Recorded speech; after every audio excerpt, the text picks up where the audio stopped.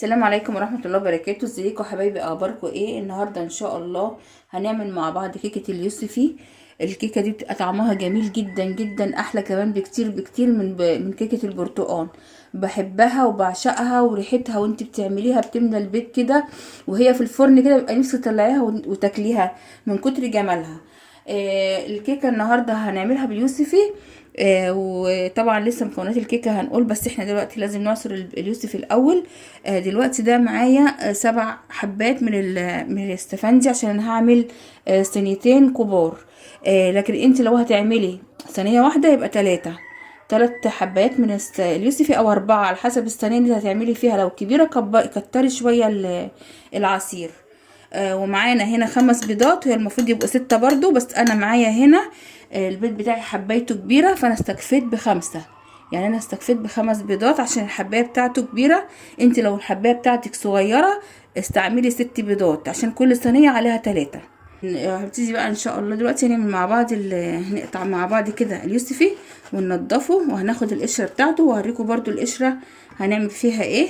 مش هناخد طبعا كل القشر ده، احنا هناخد 3 منها، عشان انا بحب طعم القشر بتاع اليوسفي في القلب الكيكه، بيبقى بيديها طعم جميل جدا جدا. هتنضفي حبيبه قلبي اليوسفي كده بالسكينه، ما بياخدش معاكي وقت اهو. واحنا كده كده برضو بعد ما هنضربه في الكبه همسكه اصفيه كويس، عشان مش عايزه فيه شوائب خالص، عشان عايزه الكيكه بتاعتي خفيفه كده وهشه، وتطلع معاكي ان شاء الله باذن الله اطعم واحلى كيكه هتعمليها. جربيها ومش هتندمي. دلوقتي اهو انا عملت نزلت البذر. هبتدي بقى انضف الاستفندية بتاعتي من الحاجات البيضة دي، عشان ما تعمليش مرارة في قلب الكيكة. يعني برضك اللي على الاستفندية نفسها ننضفها، وبرضو القشرة دي ممكن بالسكينة كده نجردها كده، نطلع كل الحاجات البيضة دي. شايفين كده اهو؟ شايفين يطلع على السكينة ده اهو كده بالمنظر ده كده. ننضف الاستفندية بتاعتي من جوه برضو على قد ما تقدري، بحيث ان هو البياض ده ما يمررليش الكيكة، وانا لو باتت عندي ولا حاجة الكيكة بتاعتي ما تمررش اهو. شايفين يا حبايبي؟ بنفس الطريقة دي كده نضفي القشرة على قد ما تقدري كده اهو، تطلع معاكي في منتهى السهولة، مش تاخد معاكي وقت خالص. اهم حاجة بس تعملي الحاجة مظبوطة، هتطلع معاكي الحاجة حلوة جدا من ايديك يا قمر. تعملي احلى كيكة. طبعا انت هتعمليها بايدك انت، هتبقى احلى كمان من اللي انا بعملها اكيد طبعا، لان احنا كلنا دلوقتي بقينا شاطرين وبنعرف نعمل كل حاجة اهو. شايفين؟ يعني على قد كمان ما تقدري تطلعي ده كمان كده طلعي. بس يعني اديتك الفكرة بقى، وانتي ايه كملي بقى مع نفسك. وبرضو هننضف دي برضو نفس الطريقة اهو. شايفين؟ انا خلصت الكمية اهي يا جماعة بنفس الطريقة دي كده. ونضفت القشر بتاع السفندي برضو. دلوقتي هجيب الكبة وهبتدي احط اليوسفي بتاعي في قلب الكبة.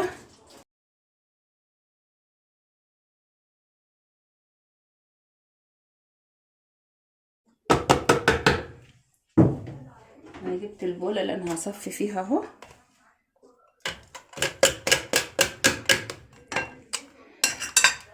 وابتدي اصفي العصير بتاعي.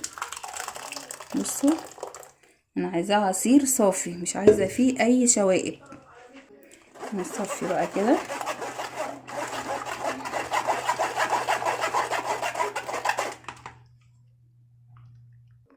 دلوقتي بقى نبتدي نعمل بقى المكونات بتاعه الكيكه. انا هجيب المضرب بتاع السكر والبيض، او ده بنعمل بيه الكريم شانتيه يا جماعه. لو حد عنده الكبه ومش عارف ده بتاع ايه، ده بنضرب بيه الكريم شانتيه. لو ما عندكيش مضرب كهربا تحطيه في الكبه، وتحطي اللبن وتحطي الكريمه وتحطي السكر وتضربيه، هيطلعها لك احلى حاجه. وده برضو بنعمل منه الممبار. لو انت جايبه ممبار بتقطعي الممبار على قد الصبع اللي انت هتعمليه، وتحطيها وتحطي عليها حبه الملح وتضربي كده، هيطلع معاكي الممبار جميل. وانا دلوقتي برضو هضرب بيه البيض والسكر بتاع الايه بتاع الكيكه. وادي العصير معايا اهو اللي احنا طلعناه من اليوسف بتاعي. انا عايزه عصير 2 كوباية على قد الصواني اللي انا هعملها. زي ما اتفقنا حبيبه قلبي، لو انت هتعملي واحده يبقى هي كوبايه عصير واحده، 3 بيضات، كوبايتين ونص دقيق، كوبايه زيت، كوبايه سكر. بس انا بقى عشان بعمل 2 فمضاعفه الكميه. هركن ده دلوقتي كده على جنب ونبتدي مع بعضينا. بسم الله.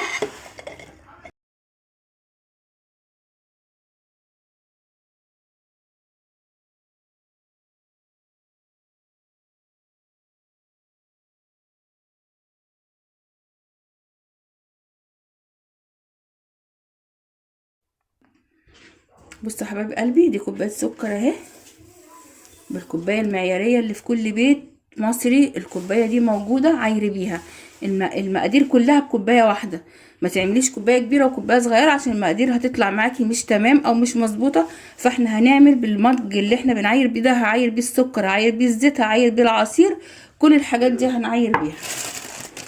اهو تاني كيس الكوبايه التانية. لو انت بقى بتحبيها مسكره شويه حطي كوبايتين ونص سكر. انا ممكن ازود ربع كوبايه، مش هزود النص بس عشان تديني الكيكه طعمها حلو. انزل بقى كده نضرب، نحط الفانيليا معاهم. لو عندك الفانيليا السايله تبقى جميله برضك، بس انا طبعا ما عنديش، فبحط اللي هي الفانيليا العاديه السكر دي.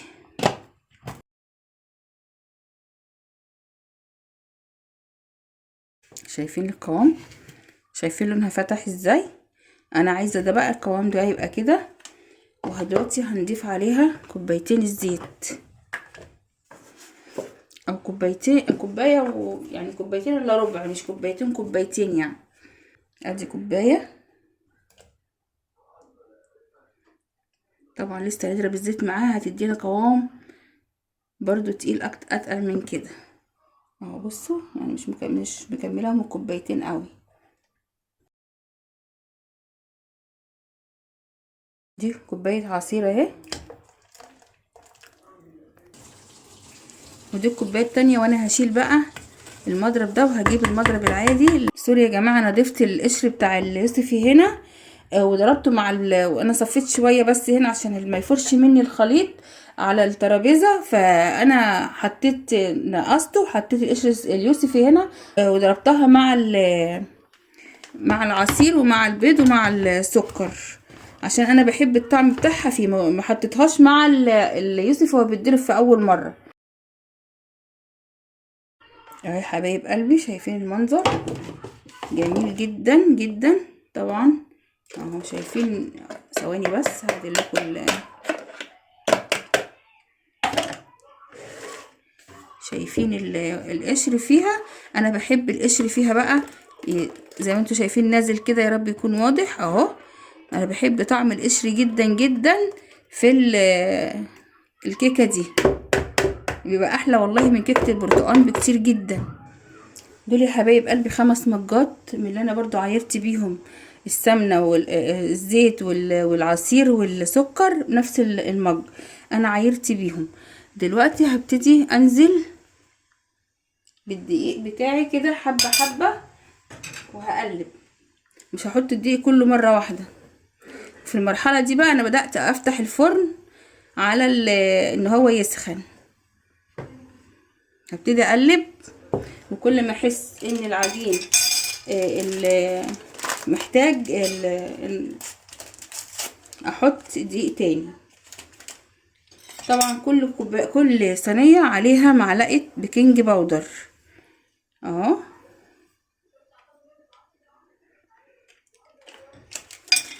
حبه كمان عشان المعلقه التانية ما كانتش مليانه. كل صينيه كيكه عليها معلقه بيكنج باودر.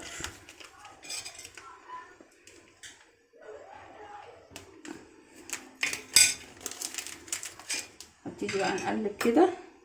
بسم الله الرحمن الرحيم. قلبي بس كويس عشان الدقيق ما يكلكعش منك وانتي بتعملي. اهم حاجه التقليب، حبه حبه كده ونحط، حبه حبه كده ونحط اهو. بصوا ده اول ما داب اهو هنزل بالباقي.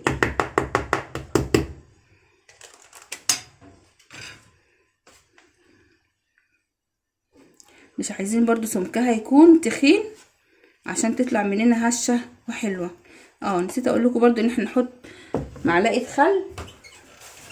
بس ان انا افتكرت الخل بقى بيخليها هشه وجميله وحلوه اهو. شايفين؟ طبعا كل صينيه معلقه ونقلب برضو.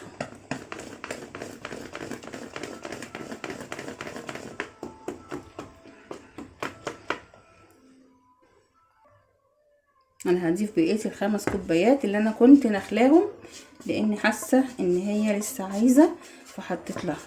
ممكن لو لقيتها خفيفه برضو شويه ازود، لقيتها تمام خلاص كده. مش عايزين نتخنها عشان خاطر تطلع معانا هشه وجميله. ونصيحه مني حبيبه قلبي، ما تولعيش الفرن قبلها بكتير. يعني انا في المرحله دي وانا بقلب الدقيق كده يا دوبك لسه فاتحه الفرن على ان هو يسخن، لان انت لو دخلت الكيكه وهي سخنه جدا، الفرن سخن جدا، الكيكه بتعلى معاكي بسرعه، وبتيجي بعد ما تسويها بتروح هبطانه منك، بتلاقيها هبطت منك. فانت بتقولي هبطت مني ليه؟ لان الكيكه ما خدتش وقتها في السوا، يعني ما خدتش وقتها مرتاح في السوا، فتحسي ان هي هتعلى معاكي بسرعه، وبعد ما تطلعيها من الفرن عفوا هتلاقيها هبطت منك.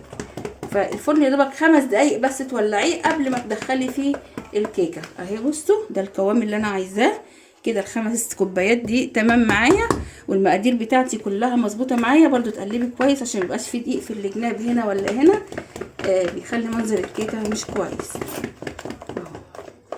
على اتجاه واحد كده تقلبي حبيبه قلبي. شايفين قوام تحفه، والكيكه طالعه هشه كمان وهي لسه ما حطيناهاش في الفرن، يعني عامله معايا فقاقيع كده في الطبق جميله جدا.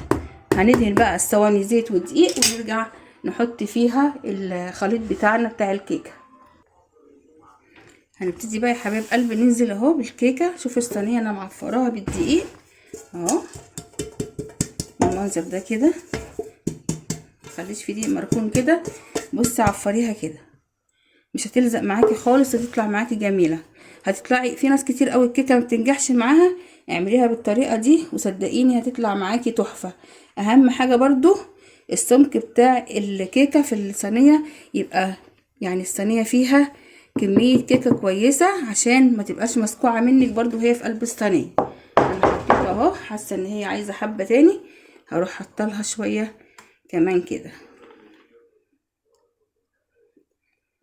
وبقى تهزي الصينيه كده والصينيتين يخشوا مع بعض. لو انت هتعملي 2 دخلي الاتنين مع بعض، ما تحطيش واحده تيجي تفتحي وتدخلي التانية، لان انت كده خلاص هتبوظي اللي دخلت قبل دي. فاحنا هنحط كده وننزل بالخليط برضه اهو.